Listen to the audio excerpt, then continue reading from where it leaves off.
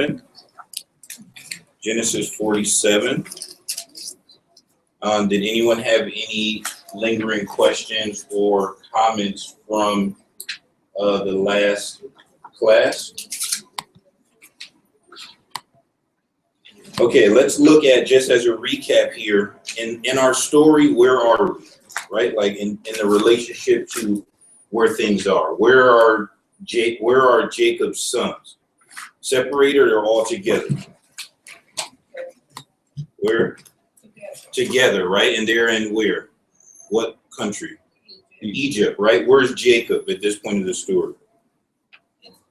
Egypt, right? Everyone's in Egypt. All of Jacob's family that is participating in his lineage, 60-something plus people are in Egypt. In Egypt, what land or what section of the country do they live in? Goshen, right? Goshen, they lived there because why? What was Jacob's son's occupation? Shepherds. And Egyptians felt like shepherds were what? Beneath them, abomination, scum, right? So that wasn't a job you would impress a young lady with if you were trying to get her hands in marriage in Egypt, right? May have meant something out in Canaan, but it doesn't mean something here, right? So when we're here at this point of the story, when Pharaoh is introduced to his family, Pharaoh says that if there's any young men that excel above others in taking care of the livestock, that they should take care of whose livestock as well? Everyone, which is Pharaoh's, right? Take care of my livestock as well. Why was that important? Is because as the years of the famine start going by and the people didn't have money to pay for the grain anymore, what was the first thing they used? Livestock. What was the second thing they used? The land, right? So that started to increase Pharaoh's and the country's wealth by livestock and by land, right? So at this point of the story, Jacob has already blessed him. They've already interacted. And now the course of time has already started where the land of Goshen, because the Israelites were over in that section, was unbothered because no one wanted that land. But the other land, people were selling off and giving off livestock to feed their families, right? Okay, let's go to question 11. So now we're on page 25. And if I could have a reader read Genesis 47, 27 through 31. 27 through 31. And Israel dwelt in the land of Egypt, in the country of Goshen, and they had possessions therein, and grew and multiplied exceedingly. And Jacob lived in the land of Egypt 17 years. So the whole age of Jacob was 147 years. And the time drew nigh that Israel must die. And he called his son Joseph and said unto him, If now I have found grace in thy sight, put, I pray thee, thy hand under my thigh, and deal kindly and truly with me. Bury me not, I pray thee, in Egypt, but I will lie with my fathers, and thou shalt carry me out of Egypt, and bury me in their burying place. And he said, I will do as thou hast said. And he said, Swear unto me. And he sware unto him. And Egypt bowed himself upon the dead's head. Okay, question 11 is, how do verses 29 and 30 show Jacob's faith in God's promise despite the passing of so long a time? First of all, how old is Jacob? How much? 100 and what?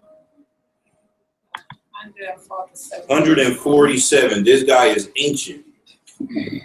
This guy is beyond old. Old was 47 years ago. Old was 100. This guy 147 years old, right? And let's recap, sister, read 29 and 34 one more time. And the time drew nigh that Israel must die. And he called his son Joseph and said unto him, If now I have found grace in thy sight, put, I pray thee, thy hand under my thigh, and deal kindly and truly with me. Bury me not, I pray thee, in Egypt, but I will lie with my fathers, and thou shalt carry me out of Egypt, and bury me in their burying place.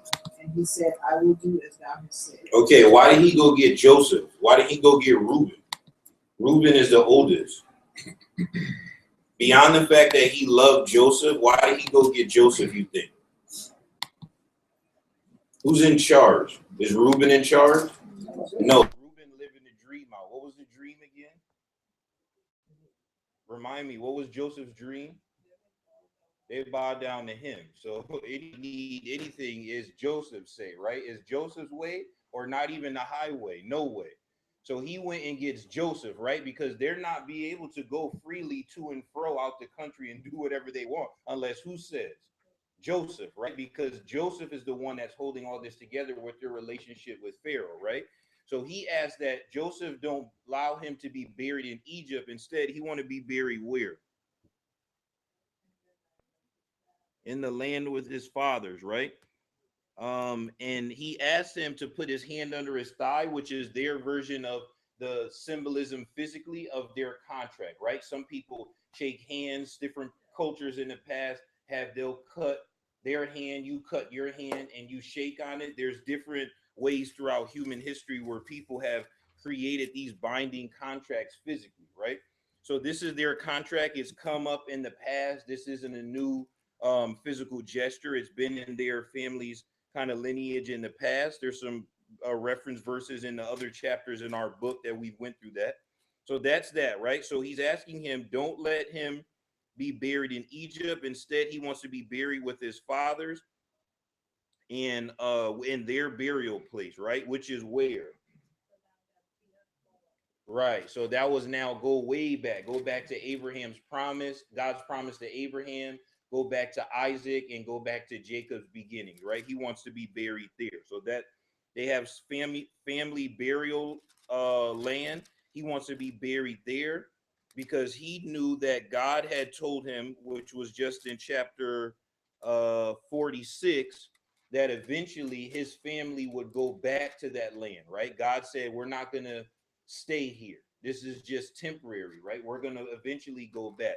So he asked that Joseph bring his body back to be buried. This is very common, right? People even to this day have that. People can live in California or different parts of the country or even the world, and in their will, they say, I want to be buried here. So they make preparations in advance for you to ship their ashes or to ship their body back to some family plot of land for a burial ground, right? It's amazing that certain things carry on from human generation to human generation for thousands of years, right? As far as advanced as we are from a technology standpoint, from a society standpoint, from a human cultural standpoint, certain things are just within us, right? Certain things just carry on no matter what race, no matter what gender, no matter what part of the world, those things just carry on. So that's something that people still do today. They buy their plot of land. They want to be buried with their loved ones. The difference here is he wants to be buried with his father and his grandfather for a very specific reason because of the promise that God made to his grandfather for a nation of people. And Jacob, which is very important for us to see this, right? Jacob is the first realization of that dream. Why do I say that? Of that prophecy. Why would I say Jacob is the first realization of God's prophecy promised to Abraham? How many sons did Abraham have? He had one before he had the promised son, and then he had sons through concubines. But how many sons did he have that mattered in the course of history? One, right? Ishmael, God blessed him and his mother and said, I'll take care of you. But the promise was just through Sarah, right? Sarah's womb, and they only had one. So God didn't promise him one child. God promised him that he'd be the father of many nations. So the prophecy wasn't revealed, wasn't realized yet, right? Then we get to Isaac. How many sons did Isaac have? How many? Isaac. Isaac is whose father? Jacob. And Jacob's, what was his brother's name? Esau. And they were what? Twins, right? So they were twins. So 1 to 2, but 2 is not a father of many nations, right? So that is more than one kid, right? You're happy about that, but it's not realized yet. But when we get to Jacob, how many sons does Jacob have? 12. Jacob's name is changed to Israel, and now we start to see this change in the family's history, right? And those 12 started to have families of their own, right? And then in the future, those 12 started to be considered as what? not just 12 sons, but 12 what? Starts with a T, tribes, right? Now they start being tribes, right? That now we start seeing the dream realized, and then 400 years in the future, Israelites are so huge that that Pharaoh at that time comes up with a plan with his council that we have to enslave these people because they'll take over our land. So Jacob was the first realization of this promise, not to him, right? Primarily, not to his father primarily, but to his grandfather, right? That's the blessing. That's the thing about having a spiritually successful household, right? Whoever paved the way and was a first generation Christian, they're the ones doing the most hard work, right? They brought the gospel to their last name. As their children and their grandchildren's go, they reap the benefit of the labor that their first generation to Christian family member laid the foundation. Same thing with the church, right? If God doesn't send his son back and 30, 40, 50, 60 years go in the future, the foundation that we have established here in this plant work will be benefactors those in the future, right? Same for us, right? Because as we do our own history between the first Church of Christ in Bridgeport and then the church burning down and going to Trumbull and then growing so big that one church becomes two churches, you go all the way back to a family that came from Ohio and planted the Church of Christ here in the 1800s, right? That's the concept that we have, that if it wasn't for whoever that person was to lay the groundwork, even maybe we wouldn't be sitting here, right? That's why it's important for us to recognize those that are paving the way, to show respect where respect is due. Like for us in this second plant work into Bridgeport, there's people that used to give their money on a regular basis to Trumbull for this plant work that are dead and gone. They never seen a dream, right? Nobody in this room except for mom was there in that room where people were giving money, because that was a long time ago. That was in the 90s, and they had a dream and people gave money, but some people moved away and people died. But the dream still had to continue, right? Abraham passed away. The prophecy had to continue, right? Isaac passed away. The prophecy had to continue. And Jacob is about to pass away, but the prophecy still had to continue, because Jacob at 147 is way different than Jacob when he was a young man lying and cheating his brother and his father out of birthright. He sees now, right? He's going back. We looked at last week as a father talking to another father, of a man in power talking to another man in power about his life. And he said he had a bad journey, evil ways. Why? Because you weigh those things, right? As a father, as a man, as a decision maker, you think about the things that you did wrong and how you could have done better. So at this point in Jacob's life, he's moved on to the things that he knows matter, which is laying down the mindset for the generation that he's leaving, right? Which is, we don't belong here. We're just temporarily here. So don't bury me here. Bring me to where we are supposed to be. And one day God would bring us to that place. And then we know that after he said that, he asked Joseph to promise him that he would do that. And Joseph said, I would do as you have said. Any questions or comments on that? Question 11.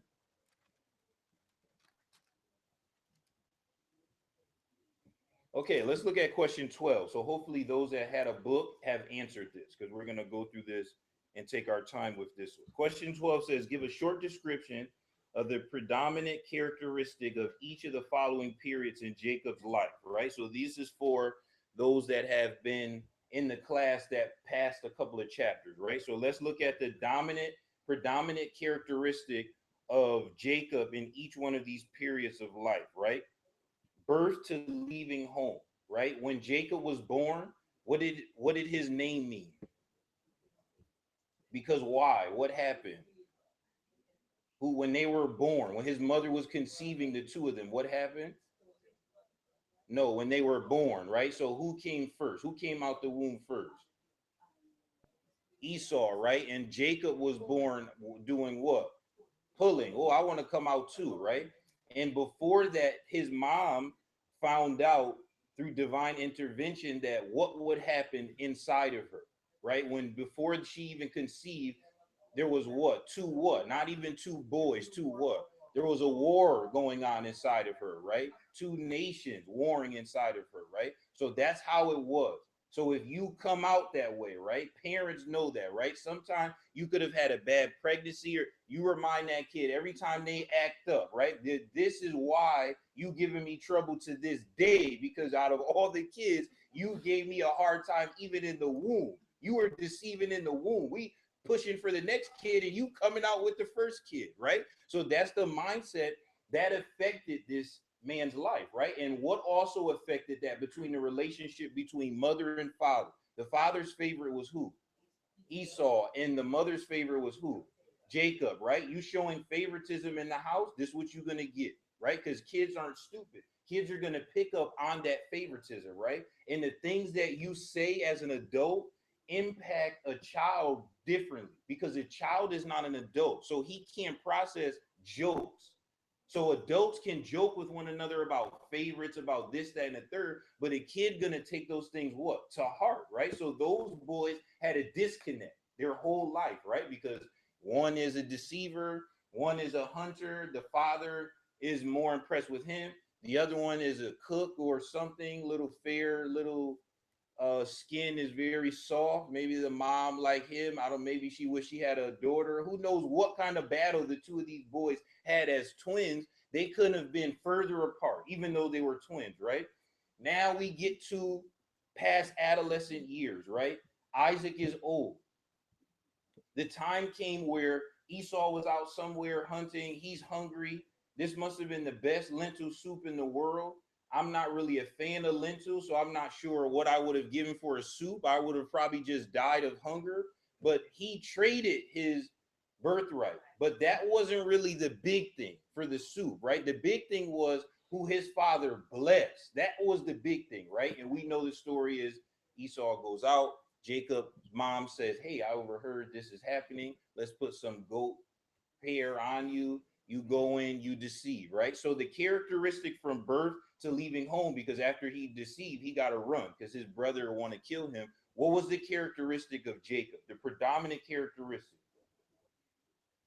What was his characteristic from what we just described, from birth to when he had to run? Deceitful, right? So we call a liar. People in church don't want that, but when you tell a lie, you're a liar. People in church tell lies all the time, but we don't like to say liar. But a lie is a lie. And the Bible says that there are a few things that God hates, but it's 7 things that is detestable to God. What is one of them? Lying. People lie all the time to one another, just lying, as if it's no big deal. It's no big deal to us, but it's a big deal to God. So to be described as a deceiver, a liar from birth to when you got to run from home is probably not a good thing to have on your spiritual resume, right? You're not going to get any points with God by saying, hey, I'm a liar. I'm a deceitful person. I'm a deceiver, right? But that was his adolescent years, right? That's how he was. The next period away from Canaan. Period away from Canaan, right? He goes off. What happens to him? Because he tricked somebody. What happens to him? He sees a young girl. He wants to marry her. The girl's father said, you can marry, just work some time, help me out, right? You're going to take my child from me. We need some helping, right? Okay, I'll help you. Then wedding night comes, take the veil off, and what happened? Hey, this is ugly sister. I don't want this. Too late. Already married. Went back. Hey, you deceived me. Hey, sorry, we know. But the problem was this was very pretty. This one was not so pretty. We need to get rid of both. We got to do 2 for 1.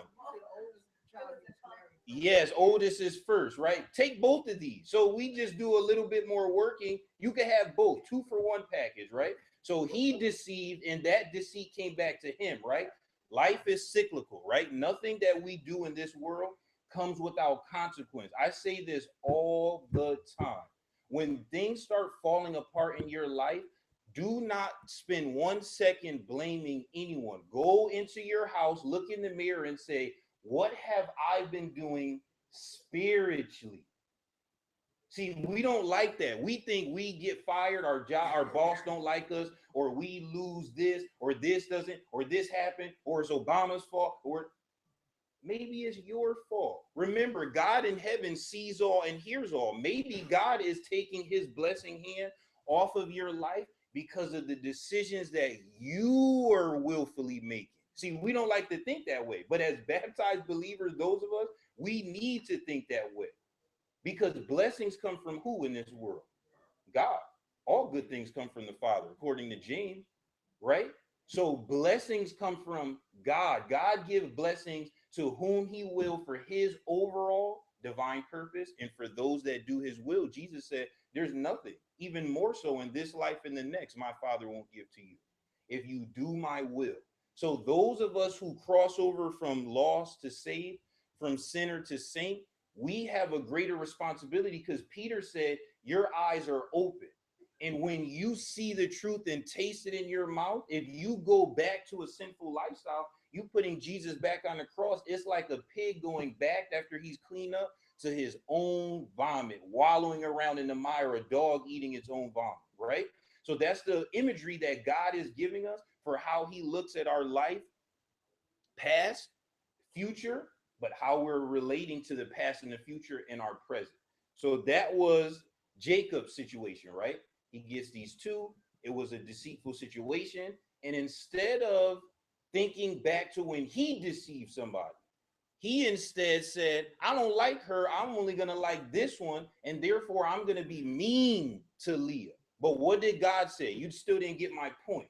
So now we got to go further, because you may be a little slow. Your grandfather was very sharp. I taught one thing and he listened. That's why in the future, I'm going to let my saints in the future know that it was accounted to him as righteousness. But you slow. I don't know what happened between grandfather and grandson. So I got to do some more things to get you to understand. So when it was time to have kids, now we talked about this. Other women would always want to have kids all over human history, right? For different reasons. But these women in this family will want to have kids. Why? Because they were competing, because they all knew about a promise to the grandfather. And grandfather had one kid and son had two kids. So this may be it. Maybe we're the ones. So to not have kids would be a huge blow. Rachel initially had how many? 0. But Leah, what happened with her? And Leah had a lot of kids. Leah was having kids all over the place, right? Males and females, right? And even that wasn't enough for Jacob to wake up and say, wow, look at this thing. Maybe God is doing this, trying to get my attention. Even still, he don't get God's attention, to the point that when God does bless Rachel, what does he do now with these kids that Rachel had in comparison to the kids that Leah had? He transferred his desires for Rachel to the kids, and now he showed favoritism to those kids. Still haven't learned yet. Abraham would have been learned. Abraham learned his lessons quick. He make a mistake, he lie about Sarah, he learned quick.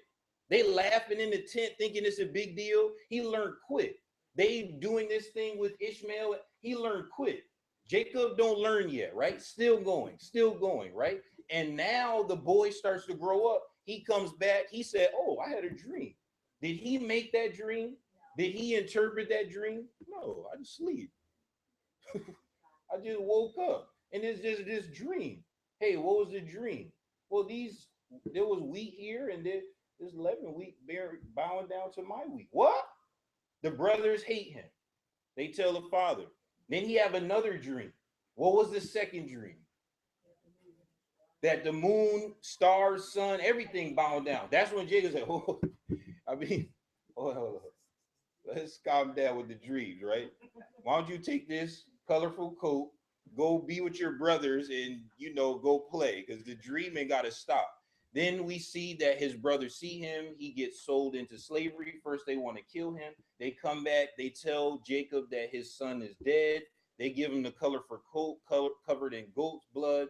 And now where's Jacob's mindset? The Bible said he's what? You say it again? Mourn so much, he said, I'm going to die mourning. Nobody going to comfort me, right? So now, what's the predominant characteristic from when he ran away to when Joseph was taken away? What was his characteristic, right? What was Jacob's characteristic?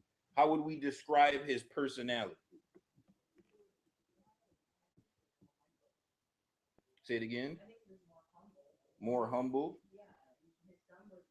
No, not after the son was gone. Just the time period from when he ran and he got Leah and Rachel to the time period where Joseph was gone. Just that span of time. So right before he started mourning, right? What was his mindset, right? His predominant characteristic that we were just describing. First of all, is he a quick learner? No, right? Does he pay attention to spiritual instructions? No. Can he weave together and discern the things that he's doing and the things that's happening in his life to put them together to see maybe there's a correlation between my actions and the things happening in my life? No, most of us can't, because most of us put in prayer requests asking for something that even maybe God will say, you did that. That prayer request you asking me for, I didn't do that. Satan didn't do that. Satan asked me if he can do that. I said no. Then Satan said, hey, this dummy, you told me I can't do that. He did it anyway. You told me I can't make him sick. He did it anyway. He's smoking these cigarettes all these years. Look how stupid he is. That's what Satan said. I asked you, can I give him cancer 30 years ago? You said no. Where do I get that from? Job, right? Because in the book of Job, when the sons of God came, even Satan came, and God want a report from everybody, even Satan. Satan not free to do whatever he wants. He got to give a report too. And Satan said, what? I've been walking around this earth doing whatever I want. These people so stupid, they let me do whatever I want to them. So God said, okay, what about Job? Well, you got all these blessings. Of course he's going to praise you. Let me grab hold of him. And then I go to when Peter is now an elder in First Peter and said, your adversary, the devil, walks around like what? A roaring lion, seeking who he may devour. Just this last week, there was a woman, she went on some excavation somewhere, and a lion killed her. Why? Because this is not the zoo, honey. This is real life. And that lion don't care who you are or what show you work for. That lion is natural habitat that is always looking to do what? Hunt and devour. That's the mindset of a lion. Satan is an adversary to us, right? So that's the concept. That's the mindset of an adversary looking to whom he may devour. And Satan looked to devour us every single day. God say, oh, nope, actually this year, we having a tough year. Me and Ellis having a tough year in our relationship.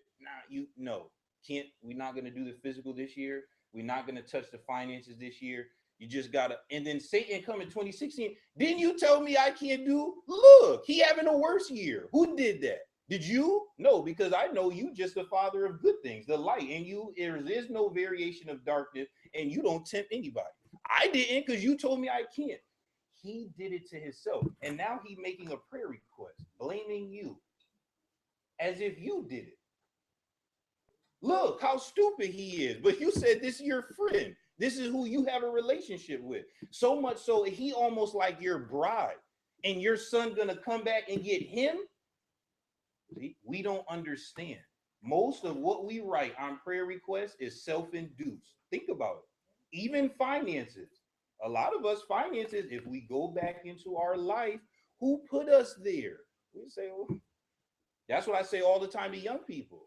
Did you pay attention in school? No, I thought school was a joke. I was too busy taking one spoon and flicking it on the other spoon and seeing which spoon break. What? Or taking one pencil and flicking on the other pencil. I was too busy playing video games on the calculator. Huh? Did you get education? No. When you graduate, did you get a job? Well, no. Well, I just sweep up this. And years have gone by.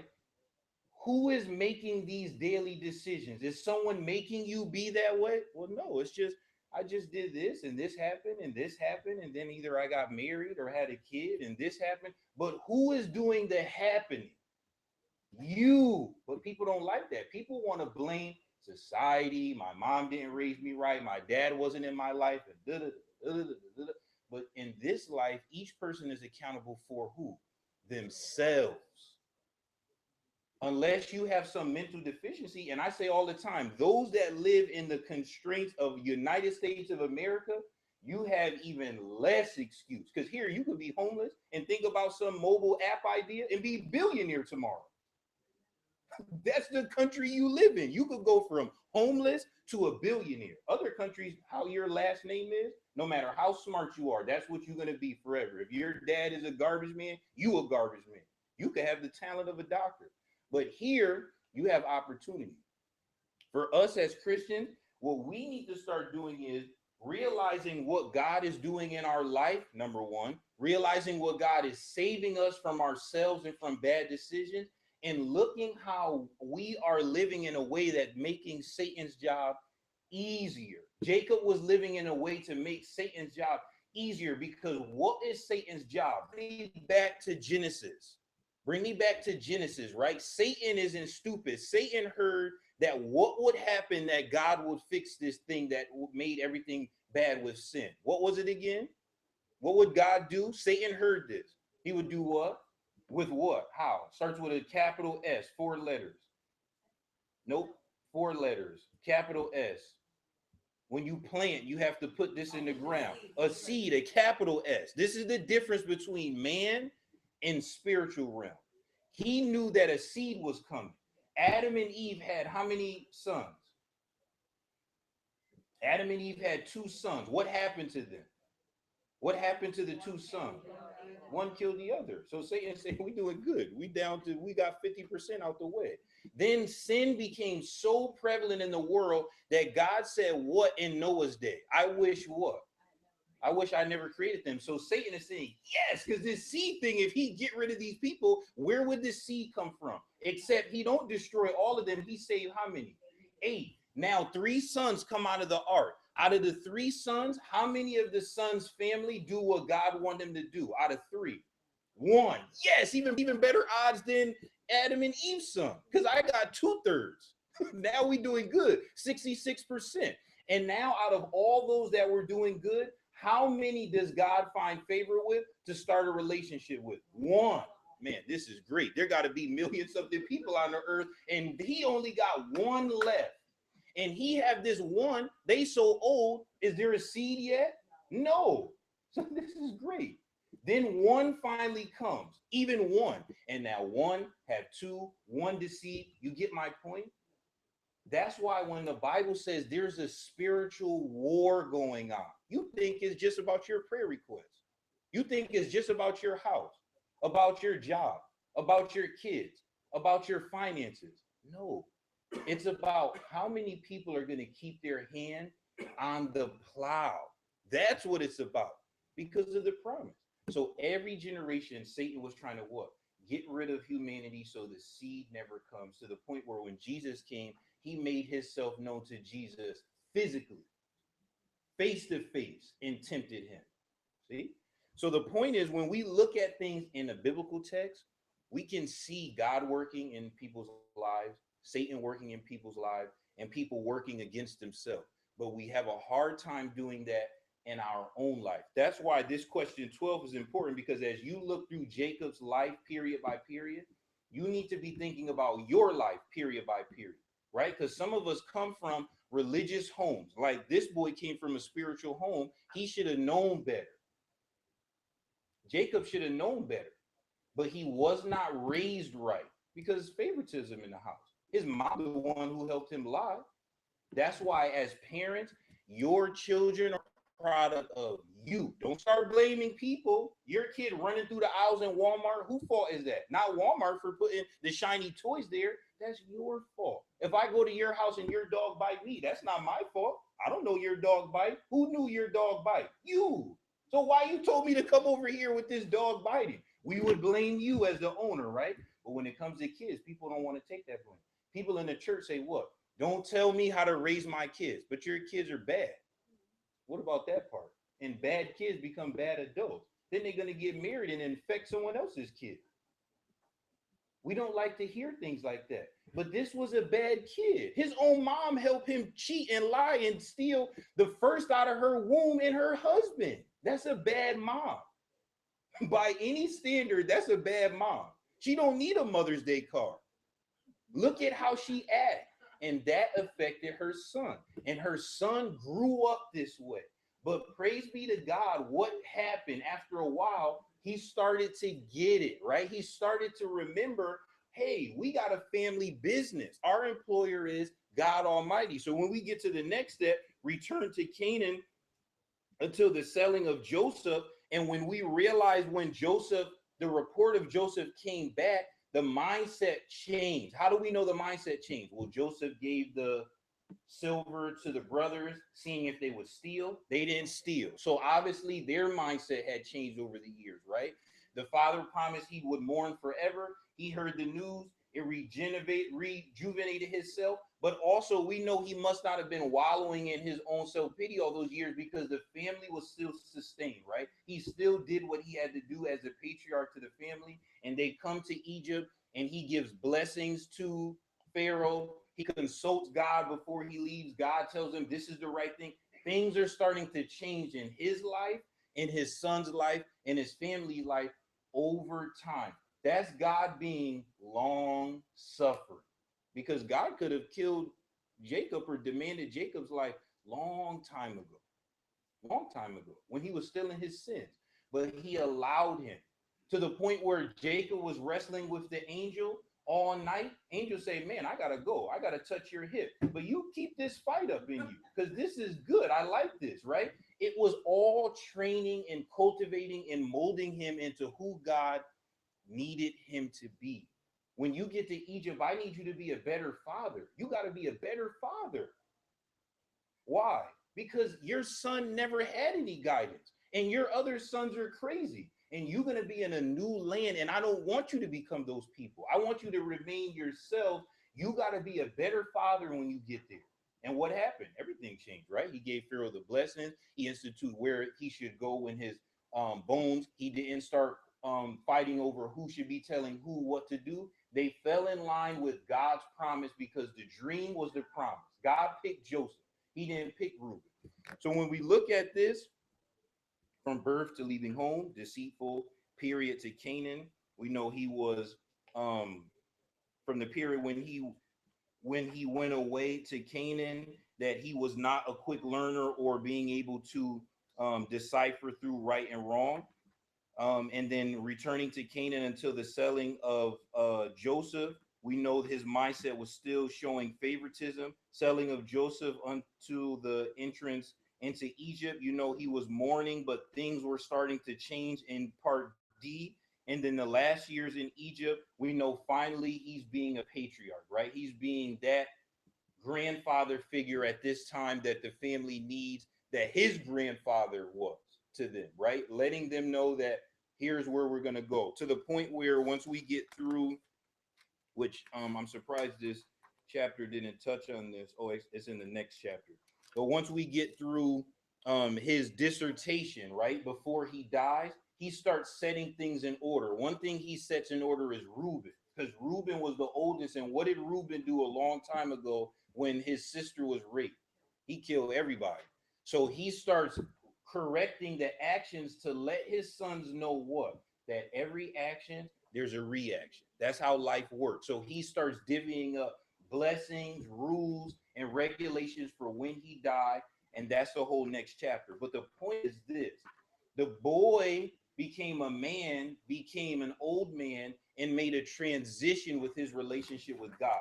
That's where we need to be. We need to look at our life as a marathon and not a sprint. And we need to start allowing ourselves to accept the wrongdoing that we're doing in our own lives. It's very hard for a Christian to grow if they don't admit that they have made some bad choices, right? As a young person, as a brother, as a sister, as a mother, as a father, as an employee, right? As an employer, where I live, who I date, who I marry. There's things that we have made those bad decisions. No one forced us in those things, but we don't like to admit the wrong that we do. But Jacob, when he gave a synopsis of his life to Pharaoh, he said, I had evil days. But Pharaoh may say, why? You rich. You got a lot of livestock. You got 60-something offspring that's a part of your family. You're blessed.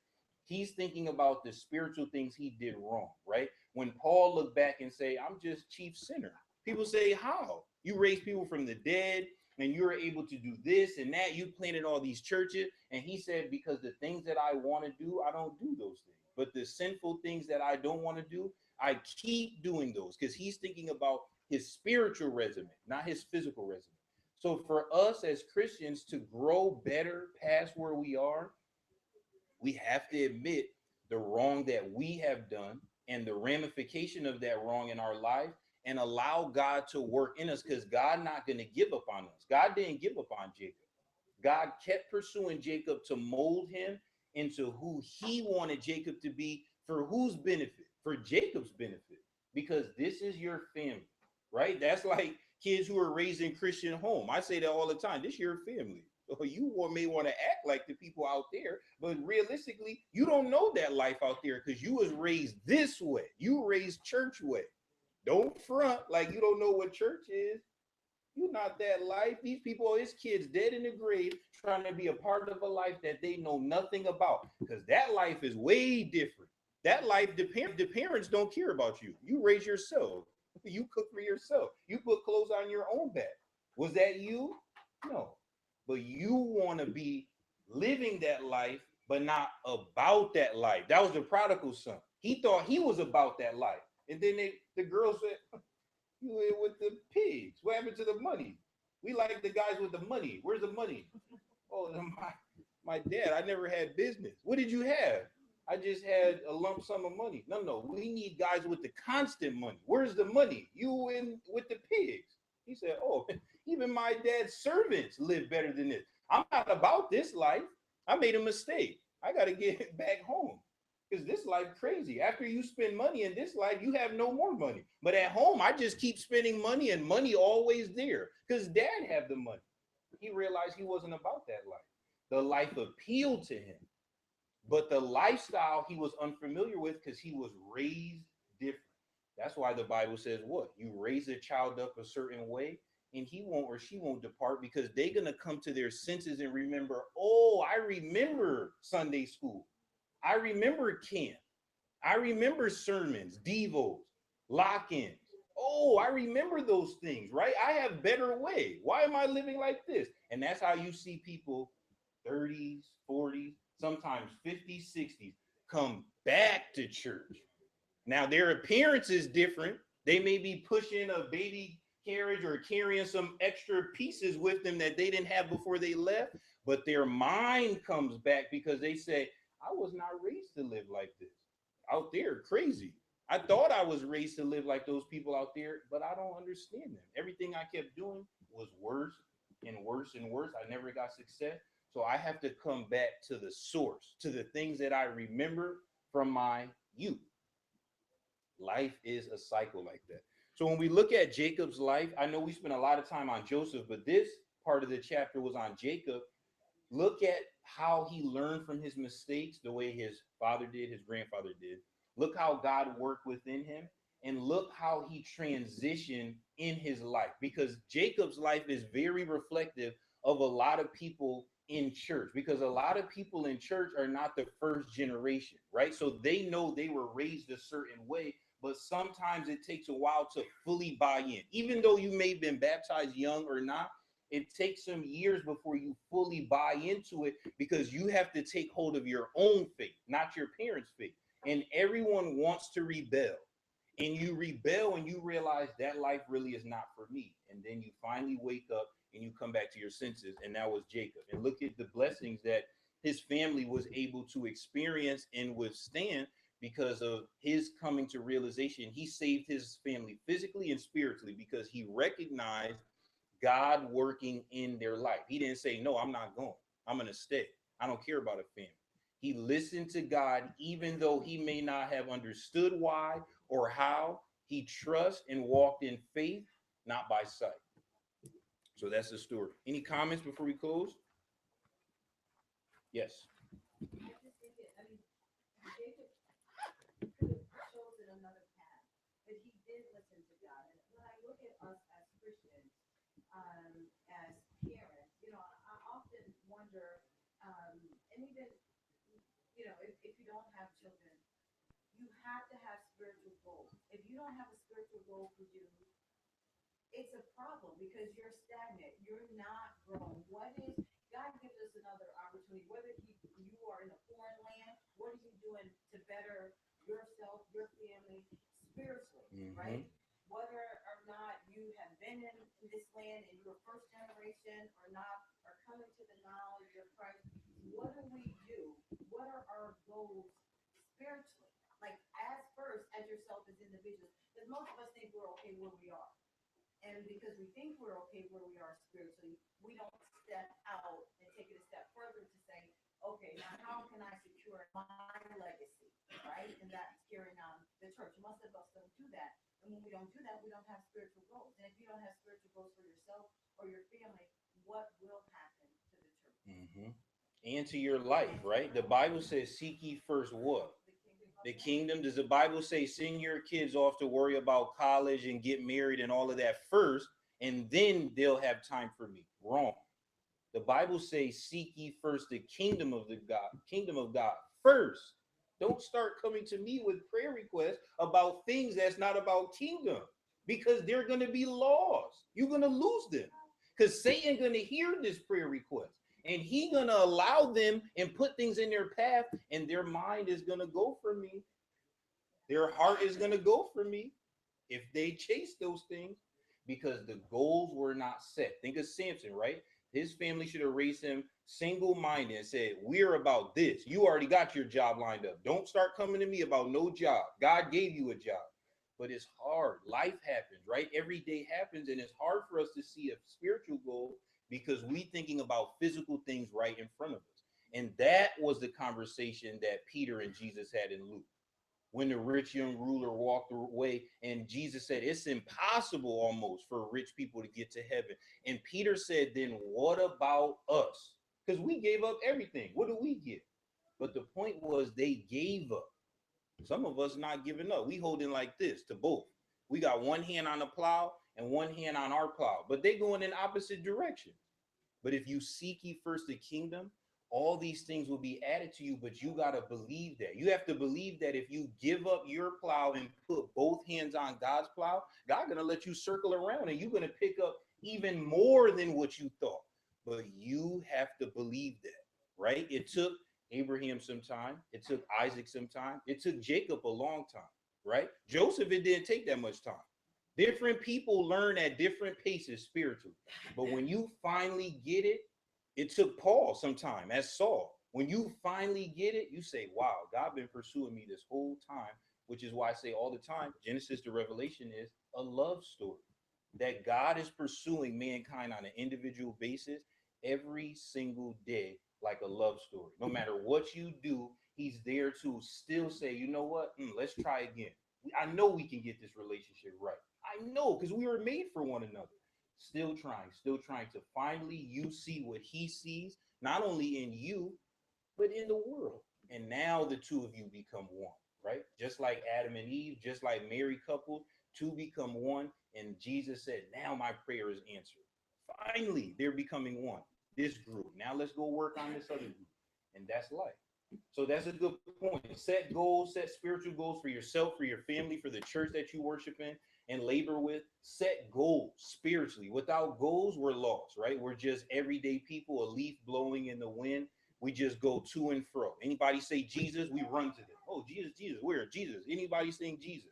Because we don't have goals. But when you set goals for yourself, you're focused and single-minded on achieving that goal. And God will do amazing things in your life. Okay, let's end in a word of prayer. We're over time. Let's go to God in prayer at this time. Dear Heavenly Father, thank you for this beautiful and blessed day. Thank you for this lesson. We're thankful for all that we were able to grab out of the story of Jacob and all that you have done in his life. We ask that you bless us in the reading and the studying of your word today, dear God. And we're thankful that you allow us to have a glimpse into your mindset with your word, and giving us these examples of those that you have worked with in the past and the many things that you have done through them and with them and their mistakes and their triumphs, so we can apply those things to our life and not repeat the negative things, but to repeat and exceed the positive things. We're happy, dear God, as a church body, we're able to study your word together. And we ask that those that are transitioning into traveling into worshiping with us shortly, that they will be safe and that you bless us as we do this transition as well. here, and that we offer up a worship service, a sweet smelling aroma to your throne. In Jesus' name we pray. Amen. Okay, thank you for our readers and